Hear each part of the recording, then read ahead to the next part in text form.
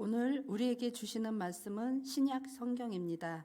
사도행전 2장 1절부터 8절까지입니다. 신약 성경 188쪽입니다.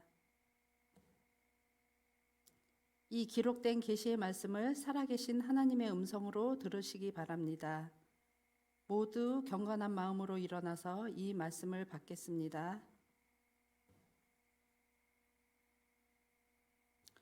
오순절 날이 이미 이름에 그들이 다 같이 한 곳에 모였더니 호련히 하늘로부터 급하고 강한 바람 같은 소리가 있어 그들이 앉은 온 집에 가득하며 마치 불의 혀처럼 갈라지는 것들이 그들에게 보여 각 사람 위에 하나씩 임하여 있더니 그들이 다 성령의 충만함을 받고 성령이 말하게 하심을 따라 다른 언어들로 말하기를 시작하니라.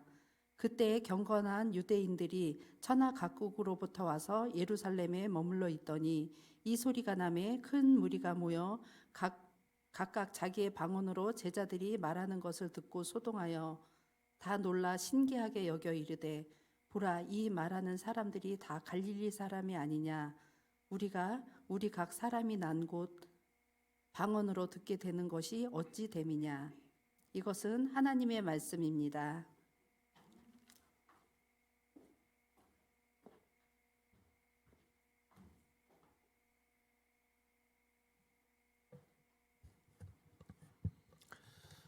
오늘은 성령 강림절입니다. 또 오순절이라고도 합니다. 오순절을 칠칠절이라고도 부릅니다. 칠칠절은 유월절 다음 날 무교절로부터 시작해서 49일째 되는 날입니다. 밀을 수확하고 감사드리는 절기입니다. 레위기 23장 15절에 칠칠절을 어떻게 계산하는지 나옵니다. 안식일 이튿날, 즉 유월절을 지내고 그 다음 안식일 이튿날, 너희가 요제로 곡식단을 가져온 날부터 세어서 7 안식일의 수요를 채우고 7 안식일 이튿날까지 합하여 50일을 계수하여 이 소제를 여호와께 드리라 그랬습니다. 유월절을 지내고 안식일, 그 이튿날은 첫 곡식 보리를 수확하는 초실절입니다. 초실절은 유월절 후 안식일이 지난 다음 날입니다. 그러니까 안식일이 토요일이니까 그 다음 날은 주일이 되겠죠. 그래서 초실절은 언제나 안식일 다음 날 주일이 됩니다. 공교롭게 이날이 기독교의 부활절입니다. 보리를 수확하고 한 달 반이 지나면 이제 밀을 수확합니다. 그래서 초실절은 보리를 수확하고 칠칠절은 밀을 수확하게 됩니다. 칠칠절이면 49일이지만 실제로 절기를 지키는 날은 그 안식일 이튿날, 즉 50일째 되는 날입니다. 그래서 오순절이라고도 하는 것이죠. 또 공교롭게 오순절도 안식일 다음 날로 세니까 주일이 됩니다. 그래서 부활절로 7주일이 지난 주일이 바로 오순절이 되는 것이죠. 이 오순절에 마가의 다락방에 성령이 강림하시어서 또 성령 강림절이 되었습니다. 이스라엘의 3대 절기는 유월절, 칠칠절, 장막절입니다. 칠칠절은 밀을 거두고 하나님께 감사하는 절기라고 그랬습니다. 그런데 이 칠칠절을 절기로 지키라는 말씀을 광야에서 받았습니다. 모세가 시내산에 올라가서 계명을 받을 때 이 절기를 지키라는 말씀을 받은 거죠. 광야는 농사를 지을 수 있는 땅이 아닙니다. 그러니까 칠칠절은 장차 가나안 땅을 차지하고 지켜야 될 절기였습니다. 하나님은 이스라엘에게 가나안 땅을 주겠다고 약속하셨습니다. 그 땅에서 밀농사를 지어 풍성히 거두게 하실 것입니다. 그러면 그때 풍성한 곡식을 주신 하나님을 기억하고 이 칠칠절 절기를 지키게 하셨습니다. 하나님은 먹을 것이 제한된 극한 환경의 광야였지만 미래의 달콤한 꿈을 꾸도록 하신 것이죠. 가나안 정복 후에 이스라엘이 칠칠절을 제대로 지켰는지에 대해서는 불분명합니다. 단지 솔로몬 때 이 칠칠절을 지켰다는 이야기가 나옵니다. 역대하 8장 12절 13절에 솔로몬이 낭실 앞에 쌓은 여호와의 제단 위에 여호와께 번제를 드리되 모세의 명령을 따라 매일의 일과대로 안식일과 초하루와 정한 절기 곧 1년의 세 절기 무교절과 칠칠절과 초실절에 드렸더라. 초막절에 드렸더라. 칠칠절 오순절이 농사절기였지만 신구약 중간기 때 이날이 율법 갱신일로 또 바뀝니다. 중간기 때 쓰인 책 중에 희년서라는 책이 있습니다. 성경으로 인정받지 못한 위경 중에 하나입니다. 이 희년서를 보면 모세가 시내산에서 율법을 받은 사건을 아주 중요하게 다루고 있습니다. 음력 1월 14일 유월절 사건을 겪고 출애굽한 이스라엘은 3월 1일에 시내산에 도착했습니다. 모세가 시내산에 올라가 토라를 받은 때를 3월 5일 정도로 봅니다. 그러면 이날이 바로 칠칠절이 됩니다. 칠칠절은 모세가 시내산에서 율법을 받은 날이기도 하지만 이날이 처음은 아니었다고 합니다. 창세부터 하나님은 인간에게 필요한 율법을 이미 주셨다는 것이죠. 율법 받기 이전에도 안식일, 할례 같은 법들이 있었다는 것입니다. 그래서 노아와 노아의 자손들, 아브라함과 이삭과 야곱의 자손들이 모세 때까지 지켜오던 원조 율법이 있었다고 강조합니다.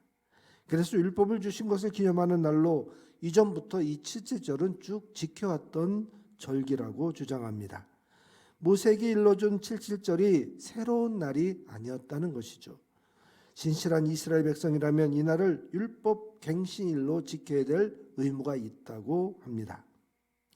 이 칠칠절이 농경절기였는데 이날이 율법 갱신일로 바뀐 것이 이 구약 성경에는 나오지 않습니다. 그렇지만 신약 시대에는 익숙한 전승으로 알려져 있습니다. 신구약 중간기를 거치면서 칠칠절은 유대인들에게 율법을 받은 날이며 동시에 율법을 잘 지키기로 결심하는 율법 갱신일로 전해졌습니다. 더구나 나중에는 이 칠칠절을 아예 유대교가 탄생한 절기로 받아들입니다.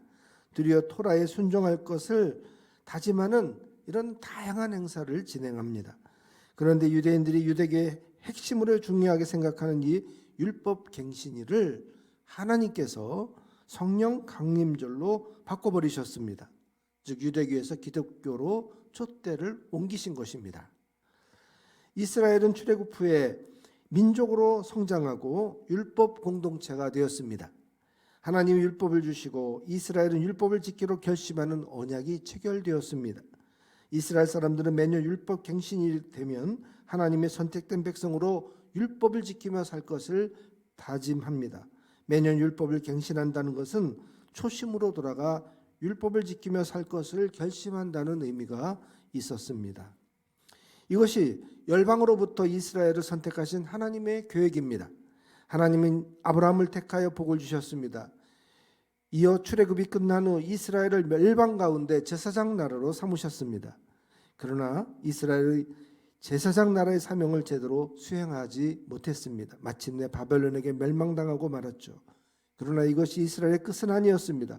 하나님은 이들을 다시 부르시고 회복시키면서 땅끝까지 이르러 열방의 빛이 되라는 사명을 맡기십니다.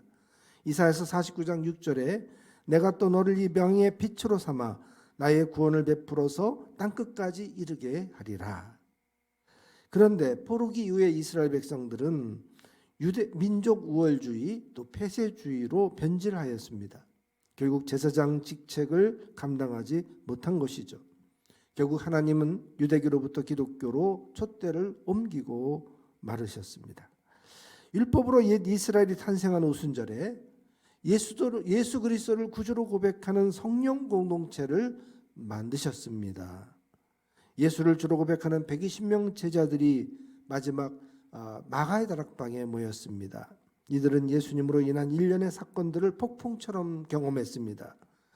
대제사장들이 한밤중에 예수님을 체포하여 다음날 아침 로마 총독에게 넘기더니 십자가 처형을 하고 말았습니다.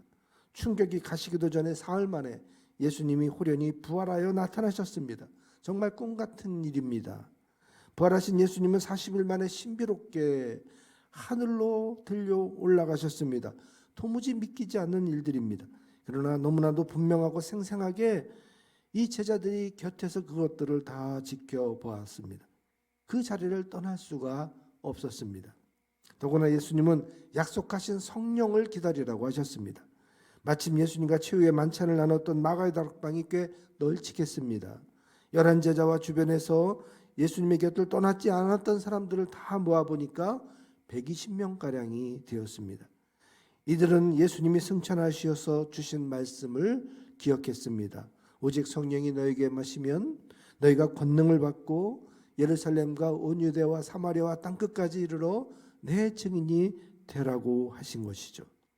이제까지 성령은 특별히 선택된 자들에게만 임하셨더랬습니다.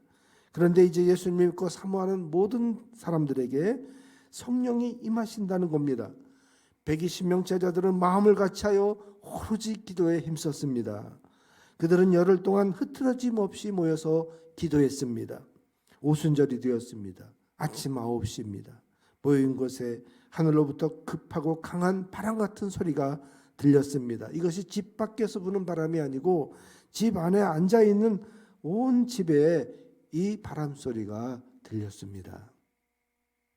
엊그제 어느 사람이 비행기 타고 가다가 비상구를 열었다고 뉴스가 나오더라고요.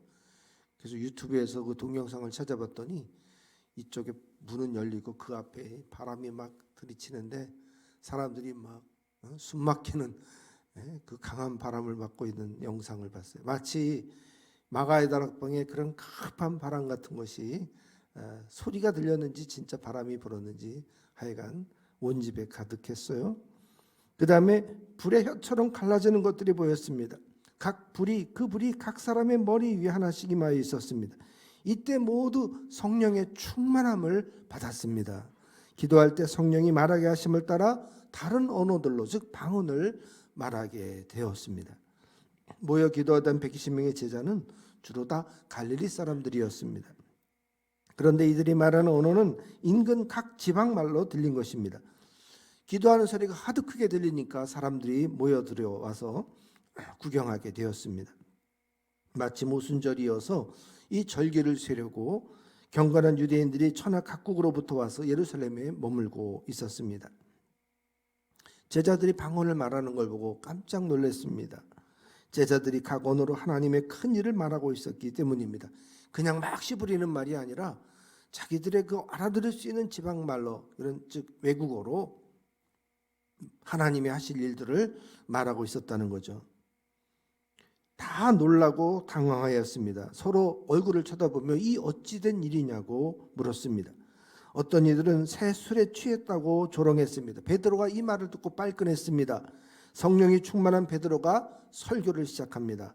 베드로가 11사도와 함께 서서 소리를 높였습니다. 베드로가 딱 서 있고 이제 마띠아까지 채웠으니까 뒤에 11명의 제자가 딱 서 있었던 거죠.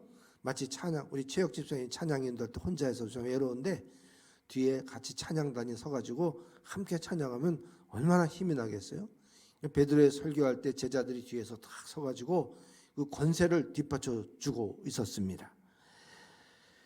유대인들과 예루살렘에 사는 사람들아, 내 말에 귀를 기울여 보십시오. 지금 아침 9시인데 이 사람들이 취한 것이 결코 아닙니다. 이는 선지자 요엘을 통하여 예언하신 것이 이루어진 것입니다. 말세에 내가 내 영을 모든 육체에 부어주리니 너희 자녀들은 예언할 것이요 너희의 젊은이들은 환상을 보고 너희의 늙은이들은 꿈을 꾼다고 하셨습니다. 그때 내가 내 영을 내 남종과 여종들에게 부어준다고 하셨습니다. 그들이 예언하고 징조를 베푼다고 하셨습니다. 지금 그런 일들이 일어나고 있습니다. 성령 충만한 베드로가 설교하자 그 말씀을 받은 사람들에게도 이 성령의 은혜가 임하였습니다. 그날 3,000명이 세례를 받고 예수를 믿었습니다. 날마다 마음을 같이하여 모이고 기쁨으로 떡을 떼며 음식을 먹었습니다. 하나님을 찬양하고 온 백성에게 칭송을 받았습니다. 날마다 구원받는 사람들이 늘어났습니다. 이날 성령이 마가의 다락방에 임하면서 기도하던 그 공동체가 그대로 교회가 되었습니다. 사도들과 제자들은 사방으로 흩어져 복음을 전했습니다. 복음이 전해진 곳마다 또 그곳에 교회가 세워졌습니다. 사도들과 제자들이 그렇게 복음을 전하는 세월이 벌써 2000년이나 지나갔습니다. 그동안 전 세계 열방에 구원의 기쁜 소식이 전해져서 세대를 이어 이렇게 복음이 전해지고 있습니다. 오늘 성령 강림절입니다. 교회가 탄생한 기념일입니다. 우리 예배와 기도와 찬양과 말씀과 전도에도 이 성령이 충만하도록 우리 모두 열심히 믿어봅시다. 모이기를 힘쓰고 서로 사랑하며 중보합시다. 우리는 성령 공동체입니다. 우리는 교회입니다.